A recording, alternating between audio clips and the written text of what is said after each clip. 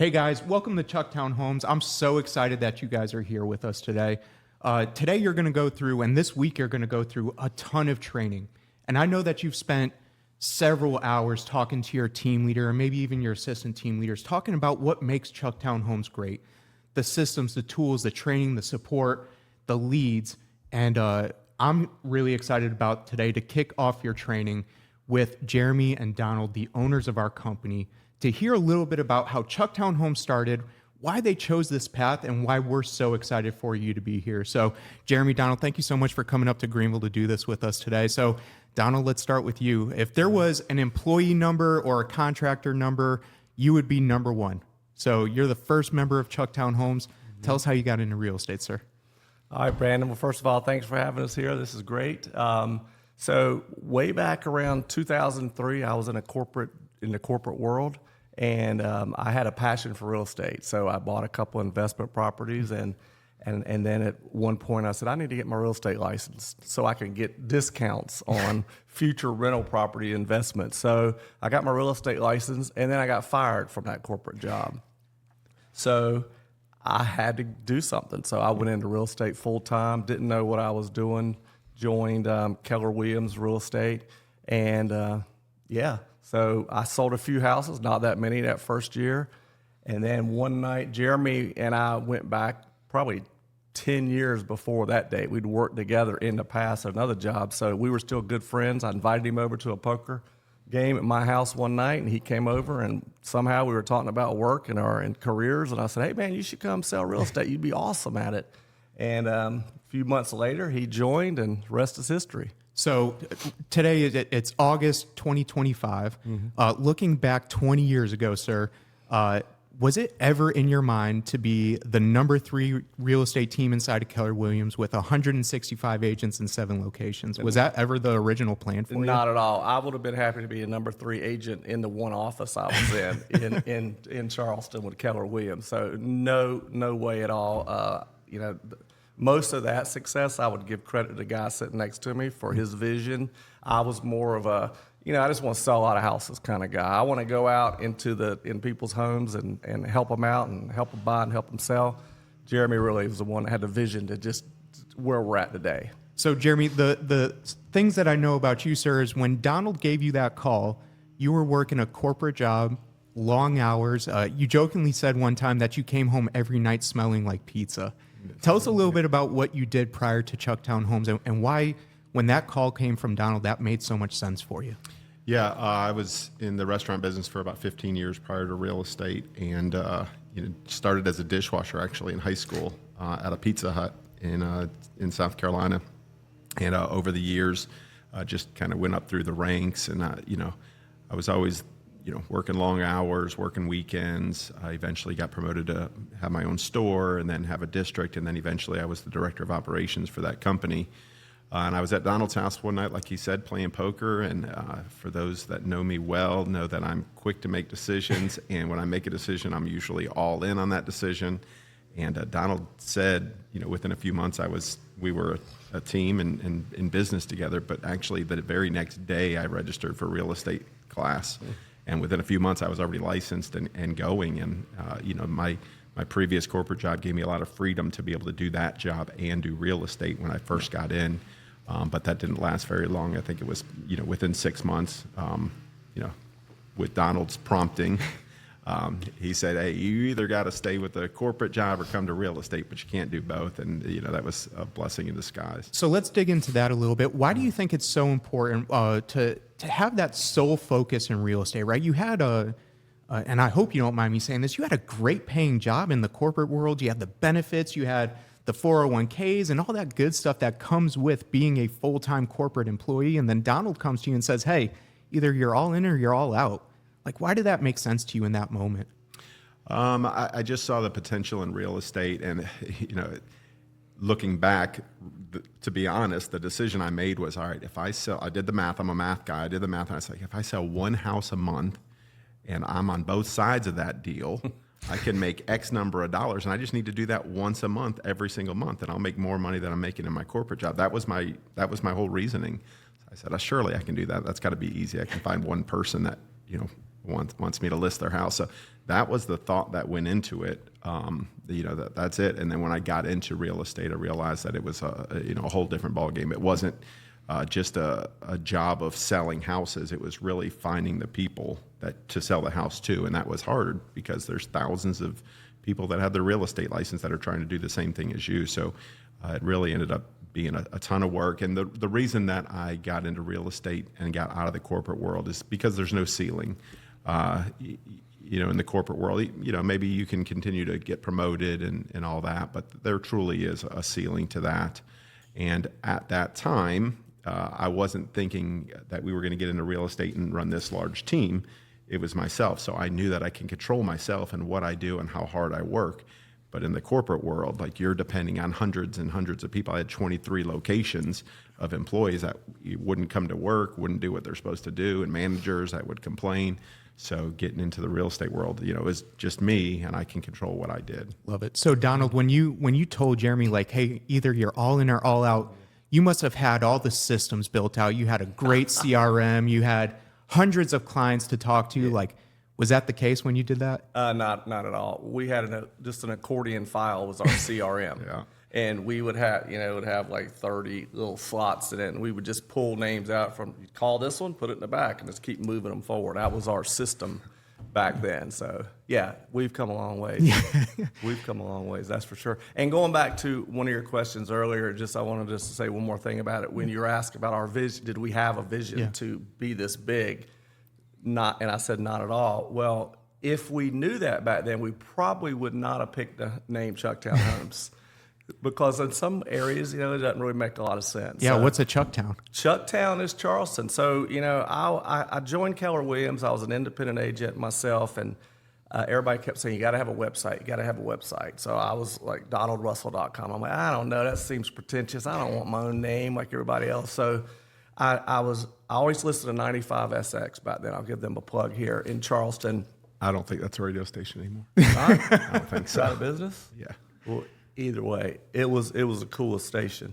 So you'd constantly hear the DJ talking about, ChuckTown this weekend here's what's going on in ChuckTown. So I checked GoDaddy, and sure enough, it was available, ChuckTown Homes. So that's kind of where the name came How much from. was that website domain back then, It sir? was like $4. But MySpace was free, so we had our own MySpace. Yeah. There we go. Too. Who was your top 8, right? Yeah, that's right. Yeah, That's right. exactly. So let's think about this now. So you guys partner up, and we always talk about, or I think agents really struggle with, day one, Jeremy, when you joined ChuckTown Homes, you went straight to a 50-50 split, right? You're partnered with Donald in this. Why did that make sense for you? It made a lot of sense to me because I knew nothing. Donald had already sold, I don't know, maybe a dozen or so homes and had a few investment properties at that point. I had no clue what I was doing. I went to real estate school and passed the test, but I still really didn't know real estate. And another thing about me is I don't like to do anything unless I know everything about it. So getting on the phone and talking to people when I didn't know what question they were going to ask and I wouldn't have had the answer, I had to have Donald by my side during all of that. So every phone call, I'd get off the phone, ask him questions. Every contract, I'd ask him questions. I'm surprised he didn't. That was a lot. I usually say, man, just call. Just make a call. Yeah. I had to prepare. Like, it would take me 10 minutes to prepare to make the phone call, and then they wouldn't answer. And then listing appointments, like, I didn't know what I was doing on a listing appointment. So for the first probably 10 years, for the first 10 years, Donald and I went on every single listing appointment together, both of us, whether it was my listing appointment or his listing appointment. So just to get all that knowledge out of him. And I think a lot of it was a confidence issue for me. Like, I was always confident in my corporate job because I was there for 15 years and I started as a dishwasher and moved my way up. So I knew everything. And I just didn't know everything about real estate. So Donald was my brains. Yeah, so 20 years later, you guys are still 50-50 business partners. That's Love right. that. And I'm sorry, Donald, how old were you when you got your real estate license, sir? Wait a minute now. He's going to ask that. Four, I was 10. When he got his, I was 10. Yeah, you were 10, 38, somewhere You were around there. 38 years old. I'm What about you, guessing, Jeremy? Yeah, something like that. I was, hold on, I got to do the math. 28, 29. 20 years. 29. Yeah. 29 or 30, right around there. Yeah. So both of you guys got your real estate license a little bit after some life experience, right? So it's never too late to start something great. So let's zoom out a little bit, right? So You guys joined together. You start crushing it in Charleston. No, well, we didn't really start crushing it. No crushing, no crushing involved yet. No. All right. Well, you hustled after it. Yeah, we knew that we had to make it work. Yeah. Like no matter what, we had to make it work. If we would go out and door knock, we would be in the office every morning until the evening. We were the first ones there, the last ones to leave. I mean, we truly treated it as a job and a career, and there's no looking back. I mean, that's really what happened, and it took a while. Still, We didn't really have a choice. Like I said, I got fired from a corporate job, and he left his corporate job, so we had to. Yeah. We didn't have much of a choice there. Yeah. So from when you guys partnered up to when you really started feeling like, hey, we got something going here, and you hired your first assistant and then your first buyer's agent, like how long did that take you? After we were together, I would say a year, was it, before we hired our first assistant? yeah, Somewhere around there. All right. So from your very first assistant, maybe a little bit more, maybe a little bit more than a year. Yeah, it was a little while. Yeah. Okay. It was just the two of us for a long time. Cool. So first assistant, you start leveraging out some of your time, right? And then you start really kind of seeing, hey, we might have something here. So you start bringing on agents. And I believe one of our very first agent hires that y'all made, they're still with the company. Is that true? That's right. Andrea Parler, yeah. Yeah. She was And how our long? first buyer's agent. How long has she been with us? About 15 years. years. Yeah. That's So incredible. we, we ran it just Donald and I doing production for the first several years. And, we hired that first assistant. Her name was Eleanor. Oh, And we had to fire her while she was on vacation because we didn't have enough money to pay her. I mean, it was hard. I mean, I was even working in the evening delivering pizzas. Went back to the pizza job, delivering pizzas at night just to make ends meet. Yeah. I mean, there were times where we were in there till late at night. I spent the night in the office. I mean, we need to find Eleanor and send her something. Yeah, we should. We do. All right. So let's start talking about how you guys built the team and the way you guys decided to do that, right? We all know that there's 1,000 different ways to do real estate, and you guys already touched on some of it. You guys went door knocking and worked with short sales and REOs, and you can do an SOI business and all these things. But then you guys really kind of started finding a way to provide more value to your agents, which eventually helped you guys to grow into multiple locations, multiple states. Let's talk a little bit about that. So we started exploring, or you guys started exploring, what it looked like to purchase and provide agents with leads. Who made that decision, and why was that decision made? What was the first lead source? Was it house values? Yeah, it was one of those where we're just online and we click a button and try it out. I think it Yeah. was house values. I think it was house values, and I don't know what year that was. It was a website where people can go and find an agent to work with, and I think we were paying like $300 a month for leads from them. And what was the reason we bought leads? Just to have more people to talk to, more people in our database. I mean, it was not a intentional decision like, oh, we can bring on a bunch of leads and then we can feed a bunch of agents. It was just to give us. We may have been at a KW seminar or something, and they were there talking. I don't remember, but So that's kind we of started with house values, and we did a decent job with that. And then I was a big Dave Ramsey fan before I even got into real estate, and as soon as I got into real estate, I started applying for what's called an ELP, an endorsed local provider for Dave Ramsey. And the first few times I didn't get it, I don't think we were doing enough production yet. And excuse me, finally, I think in 2009 is when we connected and got in the program. And that, that on top of house values, and then we were also doing Tiger leads. And that started to really grow. We were getting leads off of Craigslist, like wherever you can find leads, we were taking them. Yeah. So guys, when you have the opportunity to meet Jeremy and Donald in person, make sure you corner them and ask them about the time that they went over to Dave Ramsey's house. It's a pretty good story. So you guys start getting some legs on these internet leads. You're starting to see the opportunity. When did you really start growing in Charleston? Obviously, you had to bring on agents to service the leads. And at what point, well, I guess the better question is, how big did the Charleston team get before y'all started expansion? Yeah, we got up to 10 agents maybe before we started expansion. How many agents did we have when we left KW? Only like 2 or 3. Yeah. So that that's would have been true. And 2010. Then we went over to that little tiny office and we had just four, a few. Yeah. probably 4 or 5, I would say. Yeah, and then we were independent for 10 years after we left KW in 2010, approximately. And then when we went back to KW, we were just in Charleston. I think we had about 13 agents. Yeah, somewhere around there, 10 to 13. But we were always really lucky with the people we hired. We hired just the greatest agents that, really bought into what we were doing, and they had great culture, great people skills, and, we were just always really fortunate with that. Yeah. I always tell our agents now, we're not in sales, we're in service, right? And service, or excuse me, sales can be service when it's done with a servant's heart. Right. And it sounds like we just hired really great agents in the beginning that give us that good foundation. So we're at 8 or 13 agents, you're independent brokerage. How do you get to 7 locations? Like what was the catalyst for you guys to be like, hey, let's try this in a different location? What's that story? That's all him. Yeah. So this was before we went back to KW. So I'm guessing it was around 2019, 2020. We had come up with the decision like, hey, this is going well in Charleston. Why don't we do it in Columbia, South Carolina? So we went up there as an independent, looking to hire people. We started recruiting. We actually verbally hired a front desk person. Yes. And then we almost bought a space. Thank goodness that didn't work out. We signed a lease too, didn't we? After we almost bought it, we signed a lease, and then the owner of the lease just called us one day and said, "Hey, we're not moving forward." Yeah. He found somebody else. He's like, "Sue me." Yep. All right, we're not going to do that, but so. And then it was getting really expensive, just the cost of the lease, the cost of the person at the front desk, learning the area, learning the brokerage. Recruiting was hard because nobody knew who ChuckTown was in Columbia. So we were like, back to that. Forget about it. That's where we, So we just nixed the plans. And then I think within a few weeks, my timing may be off, but within a few weeks, we went back to the KW office. We were still friends with those guys and said, actually, our idea was let's own a Keller Williams office.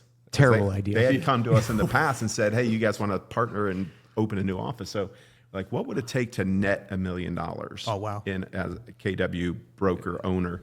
They're like, about 650 agents. And we're like, no, we're not interested in that as a broker owner. I remember we looked at the P&L. We're like, how do they make a penny here with this model? So that's a tough business. We definitely didn't go that route. But then you'd met with Joseph later. Yeah, we met with found out the team leader in Charleston, Vince, and he started writing on his dry erase board about this Keller Williams expansion where we can plug into the office in different cities. They have tons of agents, some of them that would love to be on a team and have the value that we were providing. They have the lady sitting at the front desk. They have the broker. They have space for us. They've got everything that we needed, and that solved all of our problems. So, I mean, almost immediately, again, going back to me being an all-in guy, I was like, let's do it. And that time, Donald was like, okay, there's been times before I was like, let's do it. And Donald's the break. Yep. And looking back, it was always at the right time. So this time it was an all go. So within 6 months, we opened 3 locations, 3 new locations: Savannah, Georgia, Columbia, and Greenville. Greenville was first. Greenville was officially the first. We found a pretty good guy there that led that team for us. Yeah. Yeah. He sounds awesome. He's done pretty well. His name is Brandon. He's got some big arms. It's a large shirt. Thank you for noticing. How did I know that was going to come up in the conversation? It has to. I mean, Yes, it just has to at this point. So we launched Greenville, Columbia, and Savannah. Is it perfect from day one? No. So talk to us a little bit about the growth and how we've pivoted over the last 3 years, right? So, I mean, we've done a lot of growth. How has the business changed from when we first started? Actually, you missed one. All right. Remember which one he missed in that grouping? Oh, what? Hilton Head. Hilton Head, Yeah. yeah. That was So just so you know, it's not all perfect. Yeah. We had to close that one down. So. Yeah, that pivoted into Savannah within the first 6 months. Yeah, we were, just some things that we didn't think about. And every single expansion office, even when it was the grouping of the first 3, we had to make iterations with every single one. Even up to the last 3 we just launched last year, like we've changed the model, changed the way we do things just to try to continue to tweak it and perfect it. And, I've heard many times from many coaches, like, launch it at 80%, and then you'll figure the other 20% out. It's never going to be perfect. Don't wait until you're at 100% to launch it. Just go with it and then make the changes. That's got to be difficult for you, for somebody who has to have everything figured out. That 20% doesn't sound like a lot, but for someone with that kind of mindset, that's a big gap. Yeah. Right. Yeah, for sure. So Donald, looking back in these last 20 years, we're now in 7 locations, 4 states, about 165 agents. What is the number one thing that you have learned over these last 20 years up till today that's really helped you in growing one of the top real estate teams in the country? Oh, that's a great question. I would have to say the people that you go into business with, like starting out with him, you, people are in the room right now. I would definitely say that's number one, just who you're in business with, people you can trust, people who have the same beliefs and vision. Love that. Yeah, and that's so important because we are not I don't feel like we're in the real estate business anymore. Donald and I are not in the real estate business anymore. We're in the agent services business. Like, we have to take care of our people, and then the people are taking care of the customers. So if we don't do a good job, they're not going to do a good job. So it's a completely different business that we're in 20 years later, I feel like. 100%. Jeremy, this is going out to our new agents. This is one of the very first videos that they're going to see while they're in training. What would you say to that agent week 1, day 1, who hasn't even looked at Follow Up Boss or any of our lead sources yet, and they come to you and say, Jeremy, how do I be successful at ChuckTown Homes? What's your advice to them as somebody with 20 years in the business? Yeah, treat it like a job and stick to the systems and the fundamentals and the basics that we've done. Don't try to recreate the wheel. Stick to the basics, and it will come to you, I promise. And then, once you perfect the fundamentals, then venture out and be more entrepreneurial. But stick to the basics. It'll get you very far. I love that. Well, guys, that's a quick 15, 20 minutes with our owners here at ChuckTown Homes. And here's what I hope that you've heard from these people is that they're servant leaders with a passion for taking care of our agents, building a great business so you guys can thrive personally and professionally. And guys, I'm just so grateful for you guys. And without y'all, none of us are here. So thank you so much for all the work that you put in these last 20 years so we can stand on your shoulders and really provide for our families and do something great for our clients. Thank you. Appreciate you, Brandon. Thanks. Thank you very much.